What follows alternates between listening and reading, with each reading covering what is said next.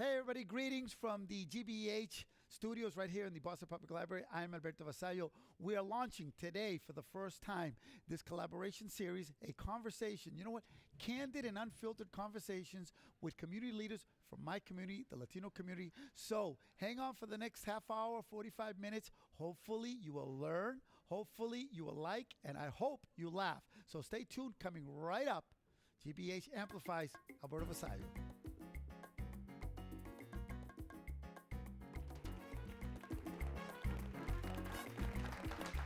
Shout out to the Newsfeed Cafe, GBH, and the Boston Public Library for hosting us. I'm going to start by introducing my amazing guests because we're in for a treat today. One of them will sing for you. And hint, it's not me, so don't worry, don't worry. Okay, from camera left to right, I learned that from Liz. From camera left to right, we have Nare Villarroel, who's going to share, yes. She's so going to share her amazing story and her amazing voice. She's the one who's going to be singing. So you got to stay tuned for that.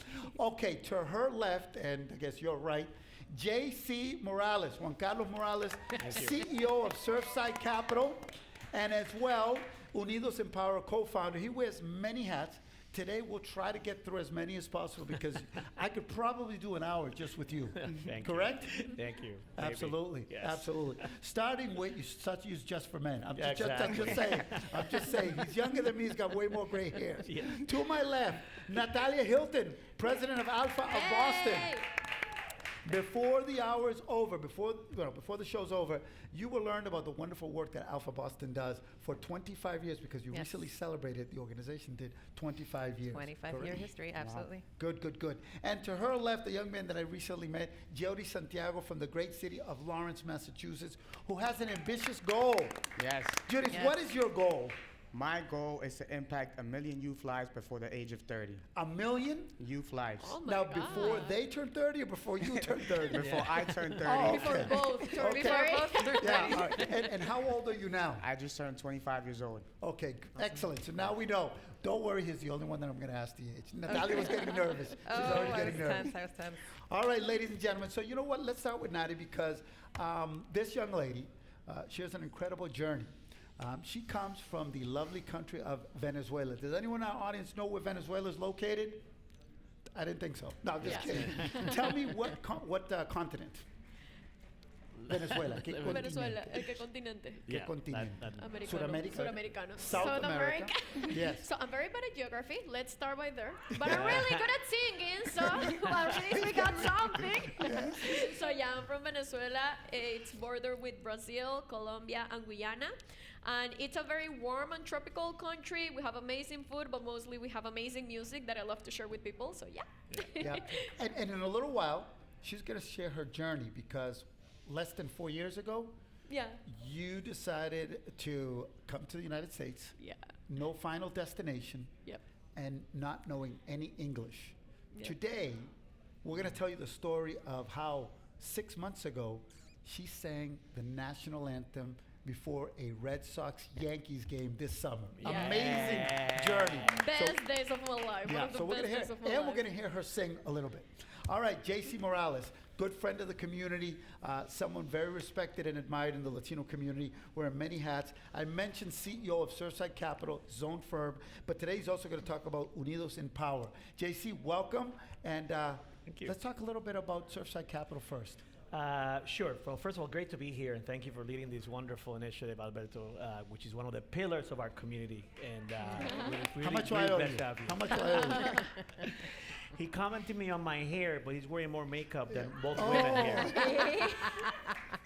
Surfside Capital is a management consulting firm. We help businesses with complex financial advisory transactions, including mergers and acquisitions, capital raising, and fractional CFO services. It's been around for 10 years. We're delighted to be part of Boston. We focus on technology, manufacturing, consumer goods. It's my day job. Yeah, but for the audience, right? We know this. We take it for granted in the Latino community because we know you. Don't be shy. Your resume is as impressive as anybody's in Massachusetts, okay? Yes.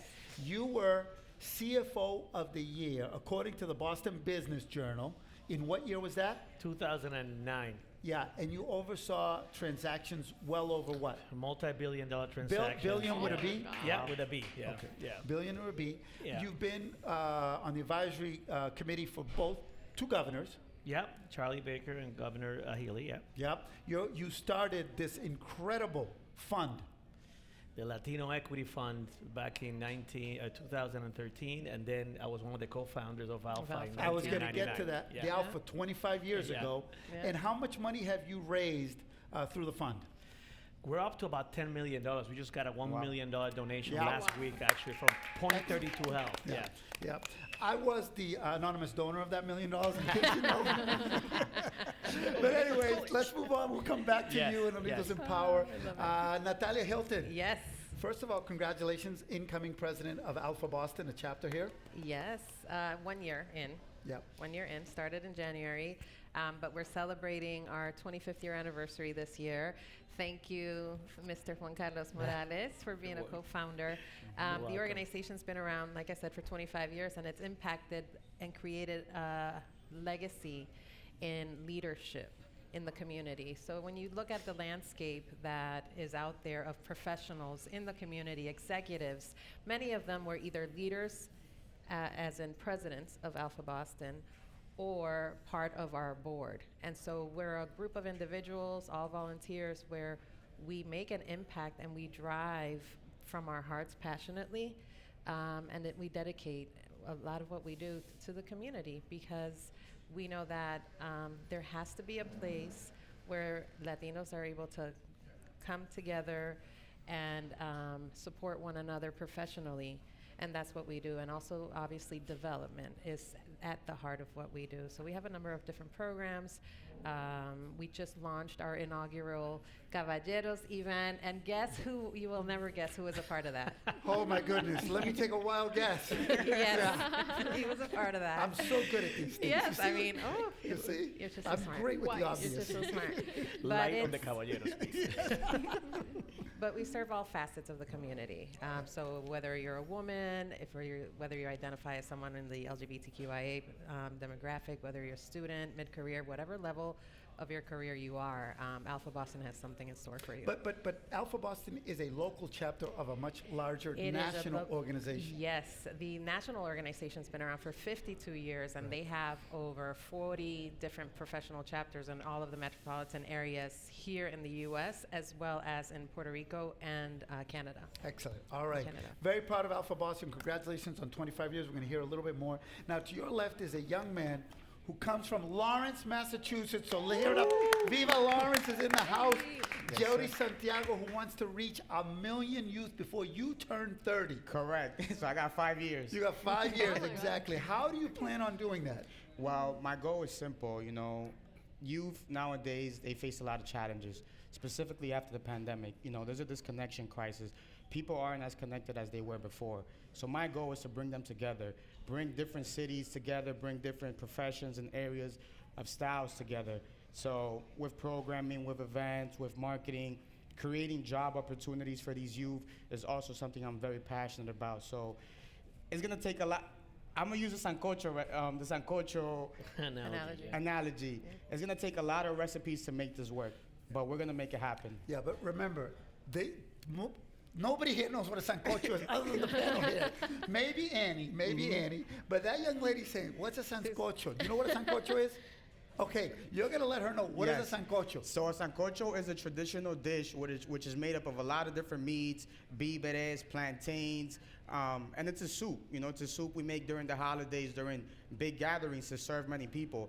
But it's something that is made of a lot of great ingredients, and that's what Minds with Purpose is. So to impact those million youth lives, we're going to take a lot of great ingredients, a lot of great initiatives to make it happen. Yeah, and it's mostly Dominican plate. It's mostly known in the Dominican Republic. Yeah, correct. It's mostly Dominican. So if you ever bump into Big Papi or Manny, say, hey, want to have a sancocho? He'll say, yes, I guarantee you.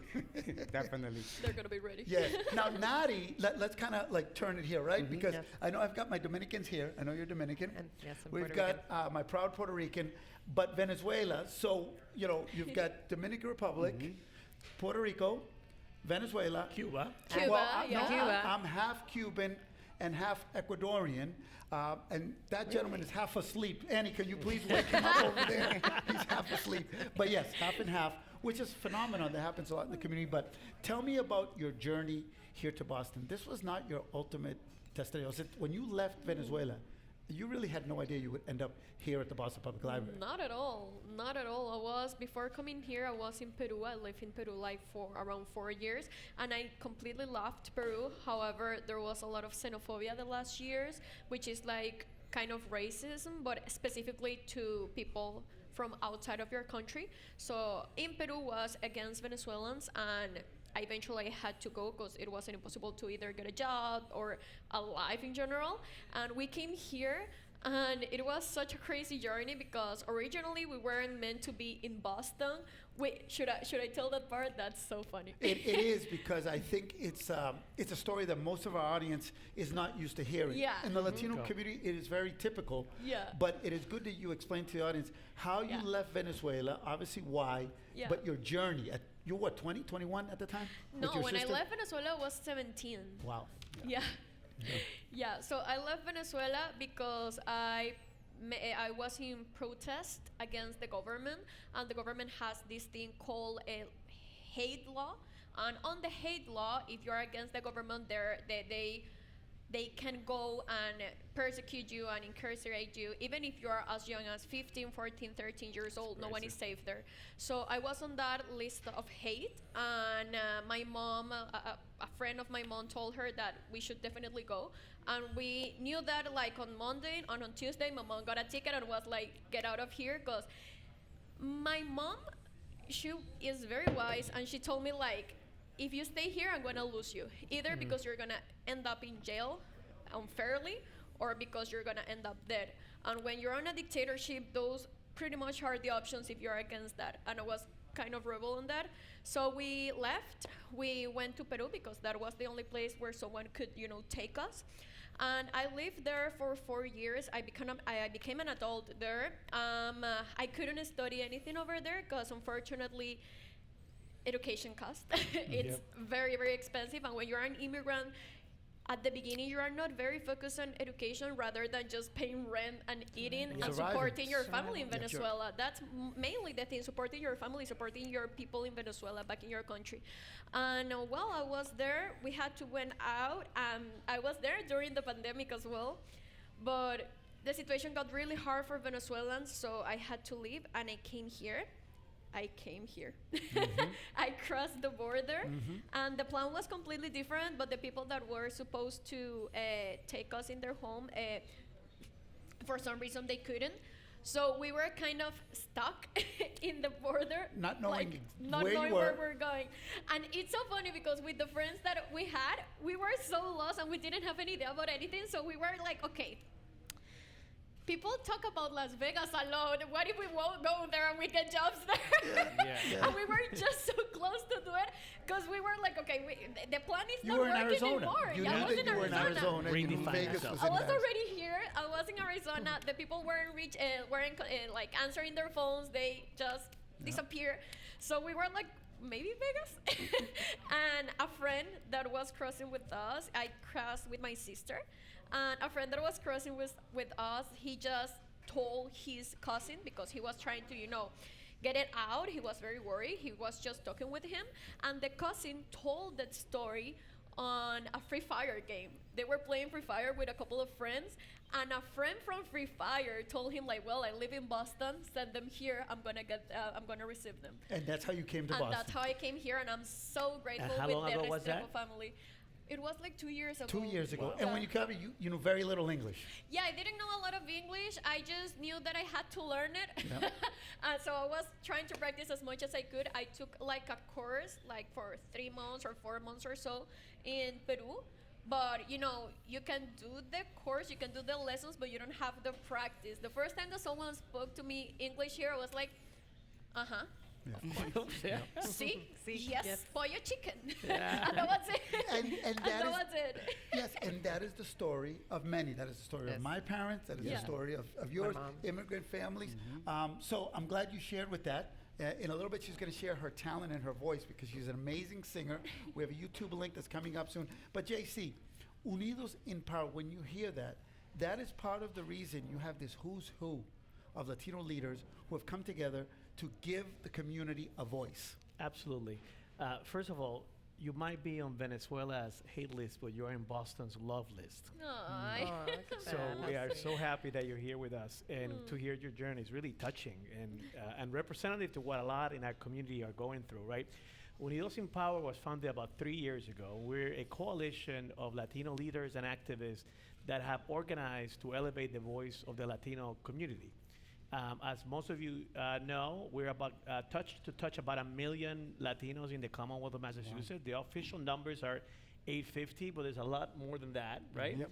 We're looking at Joe Betancourt, who's part of it, Dr. Joe yeah, Betancourt, that is right? Dr. Joe. He's our fearless leader, CEO of the Commonwealth Fund, and chair of Unidos in Power. And I have some stats. So let's Yeah. take a look at those stats, Yeah, because sure. I think this is the basis. We took these off your website, right? By Yep. the way, Unidos in Power. Some great statistics that go into what you were saying. Yep. Maybe 850, but you're saying There's a lot more than there's that. a lot more than 850,000. So that's what you're Yep. already saying. There are 1 million Latinos in Massachusetts. And it's rapidly touching that number. It's about 15 to 20% of the population, depending on which numbers are you looking at. And what we discovered 3 or 4 years ago is that Latino voices were not doing a great job at collaborating and coordinating our voice in terms of public policy issues, right? So that was the genesis behind Unidos in Power, in which we basically took, organized the senior Latinos in our communities across the state, from Lynn to Springfield to Holyoke to Brockton, Fall River, and Boston, and started collaborating around issues that matter to the Latino community, largely education, housing, workforce development, equity in healthcare, equity in gubernatorial appointments and government appointments, right? Representation at the corporate level. We are on our 3rd year going in. We have an ambitious plan. It's going to be launched officially on January 23rd, called Unidos in Power, a 2030 vision. Where do we want to be by 2030? And launching a couple of metrics that we want to hold people accountable to in terms of the issues that matter for the Latino community. I've got a couple more stats that I want people to know, because it kind of segues right into you. This is a great one, ladies and gentlemen. By the time I finish this, this will have happened. So read that for me, JC. Yeah, every 30 seconds, a Latino turns 18 and becomes eligible to vote. But you know what else happens every 30 seconds? 2 non-Latinos retire. So that is the Yes. kind of train that we're on, and that's going to happen for the next 20 years. And by the way, we're a very diverse group of people. There's 16 nationalities amongst us. There are as many Republicans as there are Democrats, so it's not a one-size-fits-all, right? However, we are unified between some of these issues that I just mentioned around housing, education, economic development, equity issues, right? So, We've got one more great statistic. I love this. 30,000 Latino businesses in Massachusetts generate about $4 billion in annual revenue. What's Wow. even more interesting, the fastest growing segment of any businesses in the entire Commonwealth economy, which is a 40 billion state budget, and is Latina-owned businesses. It's growing at a rate of 25% per year. It's crazy. And those businesses generate jobs, products, services. In order for the Massachusetts economy to be a thriving economy, you need the Latino community to be a thriving community. Excellent. 100%. Going into ALPFA. Yes, I've known sir.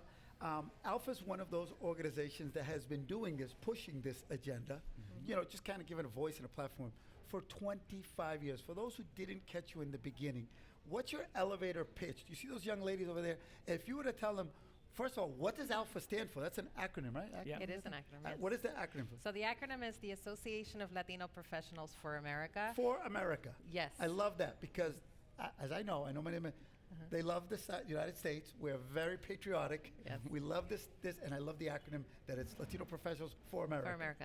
For America. It used to be finance and accounting, but in 2015, the then CEOs realized that the power of the Latino force was coming. And so identifying ourselves beyond those industries as really an organization that serves every industry out there. Excellent. So 25 years in the 25 making. years in the making. You had the big 25th anniversary. I think we have some photos of that fun of We it. 'cause do. that was- 25 years locally. Locally. 25, 52 52 nationally. That's right. Yes, making an impact. Javier Borrero, thank you for this. This was, where was this held? That was held at Mariel Underground in Post Office Square. Has anybody been to Mariel? Have you been to Mariel? You like it? She likes it. All right. Oh, she did one of these. Yes. One That of one came with a these. kiss. Okay. So this was a couple weeks ago. And who are these lovely people? These lovely people, some fan locals, Ana Jimenez on the far left of the screen with the green pants, our CEO, Damien Rivera, Marcela Aldaz, she is the CEO and co-founder of Arca HR. She's phenomenal. Yvonne Garcia, she was one of our past presidents, past national board chairwoman, and currently our corporate advisory board chair at the national level. What's and more on the important, executive leadership team of State Street. she is, I'm definitely going there. She is also the chief of staff to the State Street CEO. And she's also the global head of the communications department for State Street. She is a pillar in our community.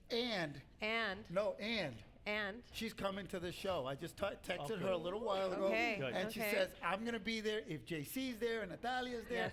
Yes. Yvonne Garcia will be here. So, again, this is a reminder. These are the type of guests that we want to have here in the show. You never know when we're going to be here. We're usually here at noon. Sometimes maybe on a Thursday, other days, maybe Monday, who knows. But stop by. Don't plan on having lunch because we have great food over here at the Newsfeed Cafe. So continue because those are the type Yes. of guests that we want to feature. Go ahead. Alpha. Alpha, What's the yes. next 25 years Well, look like? actually, Tony Curtis is on the far right there. Oh, Tony he Curtis. is our current Yes. chairman, and Ana Jimenez is our chief development officer at the national level. The next 25 years are powerful. We are the workforce that's gonna drive the U.S. economy.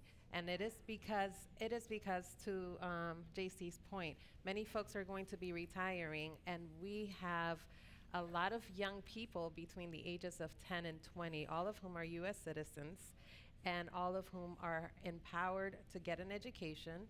And they are actually, a good statistic there is 20% of the college students in the next 7 years are going to be Latinas. Wow. And that is a powerful number as well. So you know what I kind of get from that? Guys, guys and girls out in the audience, all of those statistics, just remember this thing. You will soon be related to a Latino. I guarantee you in the next 5 years, somehow, somebody in your family, we're going to sneak in there. Yes, So so you're married. something, and yes. You're going to have a Puerto Rican grandson or niece or Dominican or Venezuelan or, Maybe. you know. Yeah. So it is a powerful economy. And what's more important is we have a drive, right? We have a personal drive. You came from Venezuela. You came for a reason, right? Yeah. While there was a political reason, you also came to do better. And that's the mindset of every Latino that comes here. Well We're said. here to do better, to improve not only on our own personal lives, but also community. And while JC is Puerto Rican, sort of U.S. American by legally, right? By birth. By birth. The truth is that that's part of his story. That's part of your family's story. That's part of my story, and that's part of Jeurys' story, and that's what we do here. GBH Yeah. recently hosted an event, and one of the speakers said something. He was an author. He interviewed over 5,000 immigrants, and this is something that I took from that. I still remember. There was all statistics. He said people always focus on the fear that immigrants are going to change America.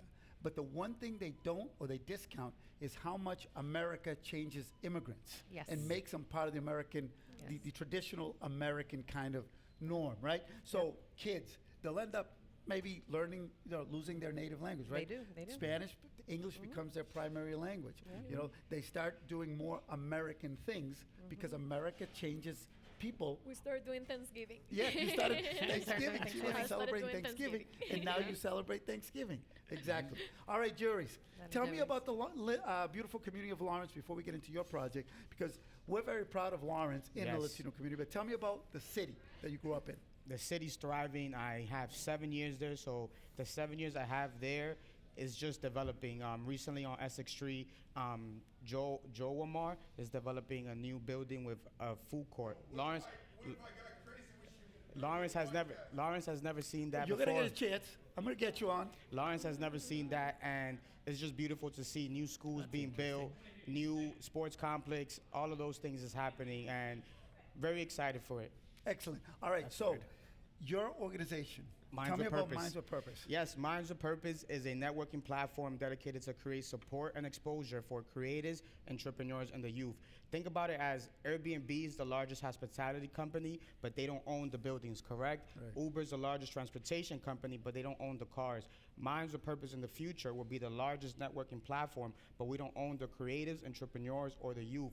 We're just all working together, leveraging our shared resources to grow and live a sustainable and profitable life. All right, we have some photos of some of your activities and some of your speaking moments because you've been active over the last couple of years. As we look at some of these photos, give me a little bit about, well, that's Mayor of Lawrence, ladies and gentlemen. What's that? Mayor of Lawrence indicted me to the first ever youth committee. I am actually the chair of that youth committee, in which we are hoping to be a voice for the youth, bring more initiatives, more for the arts. You know, that's really something I'm very big on. You know, our guest right here as well is an amazing singer. We need more exposure to those things. All right, let's take a look at another photo of you. I'm sure we've got speaking there. What was that all about? That was in UMass Lowell in the Tsonga Center for Convocation. I was the significant social impact winner for the Difference Maker competition back in 2022, which is a competition like, you guys watched Shark Tank before? Yes. Yeah. So I have years losing on these type of competitions, but I learned a lot. You know, first time I did the Difference Maker, I didn't win. But did I give up? No. I went back and did it again and ended up winning that significant social impact award. And it's all a part of my journey. You have to embrace your failure and look at it as the first step to success. I used to knock doors. Every no brings me closer to my yes. So that's the analogy I use now, and is what I've built Minds with Purpose on.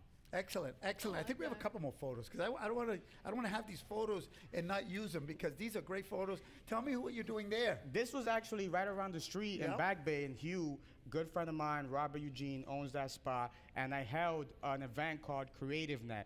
CreativeNet, as you hear, it's a creative networking event where we have local superstars come in from different areas of field. Right there was Marcus Sebastiano, who is from Lawrence, and my other friend Juba, who just got his PhD degree and does a lot of events in the city. There was fashion, there was music, there was live DJs, live vendors. It was amazing. We got more of those coming next year. Yeah, and again, I want to remind everybody here, GBH and Mundo and Alberto, we are going to have these kind of folks in here so that you guys learn about these types of events. That was an amazing event that maybe folks didn't know. So please tune in here. This is your platform for this. We're going to be taking questions during this journey as well, so we'll encourage audience participation. But that's the purpose of Amplifying. You want to continue? Go right ahead. Funny story. I was in Atlanta last weekend for a big festival for an organization called Con Mi Gente, and actually someone there recognized me. He's like, oh, I wanted to go to that event, but I didn't get to go. So they're coming, so stay tuned. And now they're going to say, oh, I saw you on GBH Amplifies. Yeah, thanks to Alberto. Super honored to be here, living my dreams. I remember seeing this studio on Instagram from some of my peers, and now I'm here, so appreciate you, Excellent, man. excellent. Okay, the moment we've all been waiting for. You want a little music? You want something to cheer you up? Something to get you going, right? Let's go. All right, so, okay, a little bit we'll have a question. So let me set this up. If you just walked into the Newsfeed Cafe or you're tuning in, this young lady's journey, starting from Venezuela to Peru to Arizona to Boston, okay, not knowing any English, sang the national anthem at Fenway before a Yankees Red Sox game earlier this year. Yeah. Props to the Red Sox and Mundo for setting that up. She is now going to treat us to a song that you wrote after many failures. You had been applying for scholarships. Yeah. And you'd gotten like 3, talking about resilience. This is exactly. Tell Actually, us about that. I'm gonna get in touch with you. I like your philosophy about, I know it's just getting me closer to my yes, because for me it was so hard to understand that. It was so hard when I started, because since I went out of Venezuela, my main goal was studying. I'm a nerd and I love studying, but I really didn't get the chances till now. Now I'm studying finally, and I'm very happy about it. But I wrote this song after like 3 different scholarships rejected me. Wow. And I was like very heartbroken, but I think that it has been the best note that I have ever received. Since thanks to that note, I wrote this song, and thanks to this song, people started getting to know me a little bit more. Alberto heard it, and that was the contact that I did, and now I'm here thanks to that note. So I'm very, very grateful to be here. I'm kind of nervous as well. I feel that in some moment the English will fail, but no. Till now the English is Englishing. So all right, so we're gonna play first a little clip. We're gonna play a little clip. What's up? Ryan Sullivan is in the house. I see Ryan Sullivan. Sergio Leon is in the house. Angie is in the house. Maximo. Wilfredo Torres is in the Wilfredo Castillo is in the house. Maximo Torres. So we're gonna play a little YouTube clip, then if you guys behave, she's going to do it a cappella, okay? We're going to do it give together. A little round of, there you go, that young man. All right, so let's look at the clip, and then you're going to come back and do it for us live. No está mal porque el éxito siempre es individual, un poquito de fracaso no está mal. Anita ya es modelo, María es influencer, Carlos el banquero y yo sigo en el medio, la mesera anfitriona, la venta, la compra. ¿Qué quieres que hago? Todo esto me ahoga, el bill, el internet, la comida, el alquiler, enviar a Venezuela para que los viejos estén bien. Quizá no lo logré, para otros lo alcancé, lo único que es cierto es que ya me cansé. Un poquito de fracaso no está mal porque el éxito siempre es individual, un poquito de fracaso para aprender. Mi perspectiva cambió, disfruta el camino.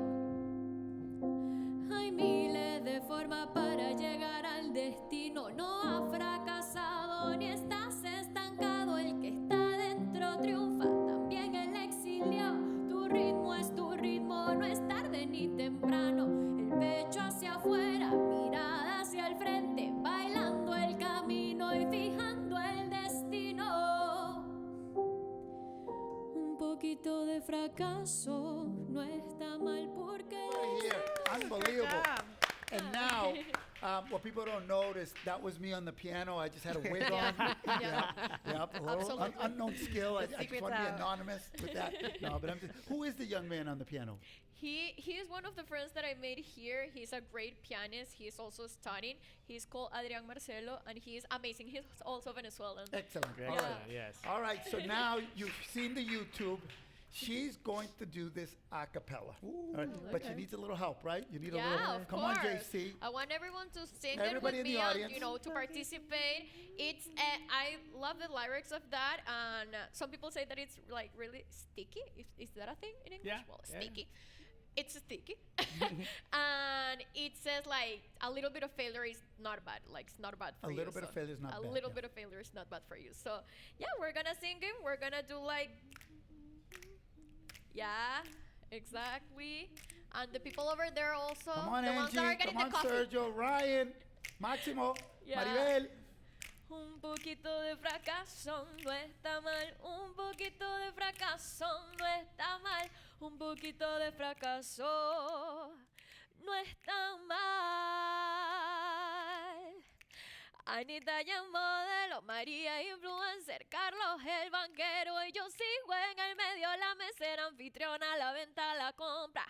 ¿Qué quieres que hago? Todo esto me ahoga, el bill, el internet, la comida, el alquiler, enviar a Venezuela para que mis viejos estén bien, quizás no lo logré, para otros lo alcancé, lo único es que es cierto es que ya me cansé. Wow. Bravo. Okay. It's so, can I say that? I'm sorry. Yes. It's so, And now, my voice kind of broken on that Venezuela part because I could never imagine that going out of Venezuela would end up here. I'm so grateful to be okay, here. that's okay, young lady. And if we want to find that song, how can we do it? Is it coming out on Spotify? or- Yeah, so right now it's on YouTube. That was actually applying for another scholarship. I didn't get that one either. But I did get the other one now. I'm studying, so yeah. Yes. And we're gonna launch a Spotify version very soon. We haven't decided yet if we're gonna do it as an acoustic like that one or something a little bit, Beat it, more yeah. exactly. Cause I feel that at the end of the day, it's a song that you want to listen when you are feeling like everything's going wrong. Yeah. So maybe something more, more fun, a little bit more alive. But yeah, we're gonna have it on Spotify very soon, and we're gonna also have it in all of the platforms like Apple Music. So when you etc. become famous, you have to Ay. come back here. Exactly. Toco Okay? madera, touch You wood. got to come back here. Touching wood. I'm gonna go back here. I'm gonna go to that house, to that beautiful Colombian family that received me with not knowing me, and yeah, Excellent. it's enjoying everything. I'm enjoying everything. I'm What sucking was their this up. family? The name? The The, Restrepo. those are Restrepo family. Restrepo. I Yeah, will never Juan forget that. Restrepo. I will never forget when I'm millionaire, I'm gonna pay their kids scholars. You know what I'm So saying? they won't have to apply to scholarships like me. Angels. There are always angels Yeah. in life. There were Yeah. angels in your life. They were angels in my life. Deeply. All right. Well, you know what we're going to do now? We're going to get the audience to participate. Okay. So if you have questions, Annie, are you okay? We'll be taking your questions, and I think people have been writing. So Peggy Pratt is in the house.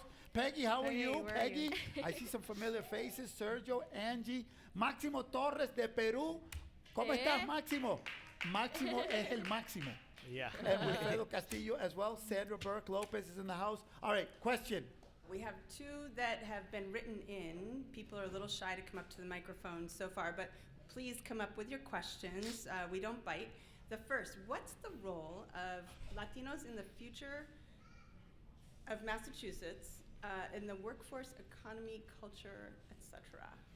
I think that's a good one for you. Juan. And Well, if I understand the question, what's the role of Latinos in the future? The way I would answer that is, every state, every nation has its own economic engine, right?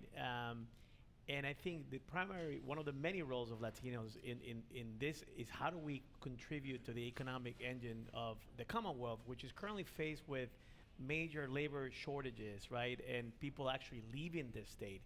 If you back out the contributions of the growth of the Latino community, the population of the state would actually be shrinking. And that's really bad for businesses, that's really bad for economic well-being. So that's one of the ways that I would answer that. Absolutely. You want to add to that, or? Culturally, if I may. Yeah. Yep. If you look at the restaurant scene, we are growing, and we're driving a lot of that scene. This is one. This is Carolicious. Newsfeed Cafe. Yeah. Right over here. Carolicious, Venezuelan food. So Yeah. we have, where's Carolina? Carolina, un saludo para Carolina. ¿Cómo estás, Carolina? Mira, tu compatriota Is she de making Venezuela. arepas? I Yeah. gotta go Yeah. there right Arepas away. in the house. So stop by and ask for Carolicious and Carolina right here at the Newsfeed Cafe at the Boston Public Library. So culturally, right? So culturally, the restaurant scene, whether they're Latino-owned businesses or not, that the presence of our ingredients is definitely in the scene. If you look, so I grew up in Lawrence and lived there for 37 years. If you look at the restaurant scene, you have Japu, which is a fusion of Japanese culture and Peruvian food. You have a number of Dominican fusion with Puerto Rican, Cuban. So Mariel, where we actually hosted, they're a Cuban fusion restaurant, even though it's not necessarily Latino owned. So that is a lot of what our culture drives. From an arts perspective, where we have someone here right on stage with us, and so that's going to continue to, I think, be a driving force as well. And then from feeding the gaps that JC just mentioned, the gaps that are going to continue to exist, we're going to continue to help with that. And as I'll give well. you another fun one. Go ahead, Jerry. I'll give you another fun one before I go. I was going to say breaking barriers too. Look at Juan Soto. He just Yes. signed the largest MLB contract, Dominican native. So things like that is paving the way for other youth. And my goal is to showcase our youth from underrepresented communities that it is possible, that they do have a route to follow. And That's what I was going to get to, right? Who helped break the curse in 2004? It A was- guy with the last name Ramirez, Yeah.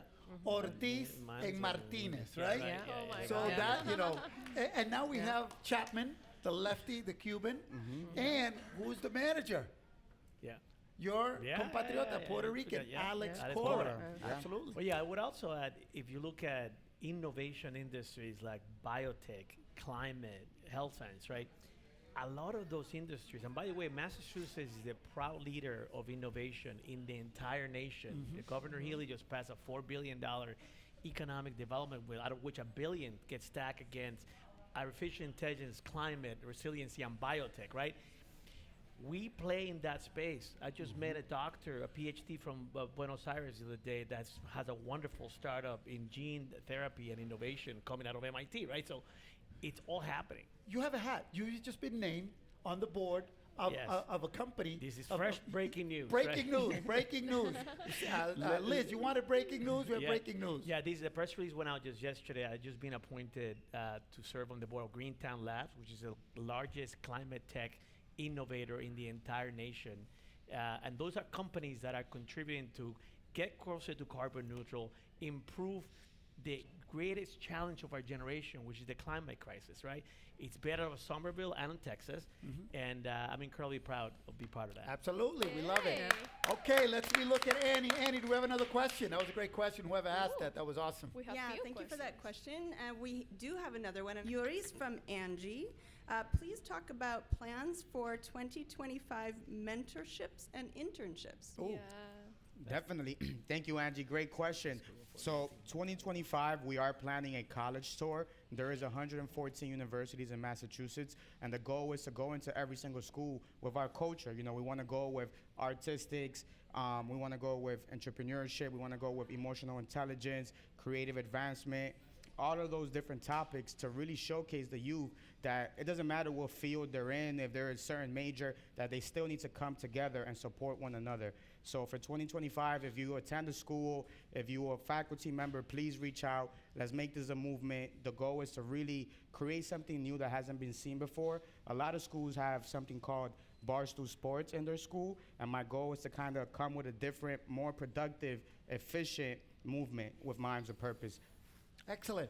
All right, we are getting ready to wrap this first historic show. Oh So my I want to God. thank our guest, Natty. That Natty, was so see how fast. quickly time passes Yeah, when you're having fun? I'm so impressed. Yes, absolutely. JC, thank you again. I know Welcome. you wear many hats, very busy. You took time from your busy schedule to stop by today. Yeah. Natalia Hilton, do you have any relation to the Hilton? Are you the heiress of the Hiltons? Oh, that's just the Dominican Hilton. It's something- it's different. Dominican Hilton. Yeah, yeah, Yes, sorry, yes, sorry, yes. sorry. And Jeurys, are you back to Lawrence now? Yeah, back to Lawrence. Excellent. Stop by Cantina. Cantina? La Yes, Cantina. definitely. Right on Essex Street and Jackson Street, right? Yep, Say hi to Joel. definitely will. Absolutely. I say hi to Victor from La Greca. Oh, yes, La Greca. Yes, we are name dropping little restaurants and places in Lawrence that you might want to hang out and go to. Again, Carolicia's Venezuelan food is right here at the Boston Public Library. And we are going to say goodbye because we look forward to an next show. Always leaving wanting more. Again, thank you, and we will be back soon. Thank Stay you. tuned. Thank you, Great job. GBH Amplifies, GBH Amplifies. We will be back. Thank you.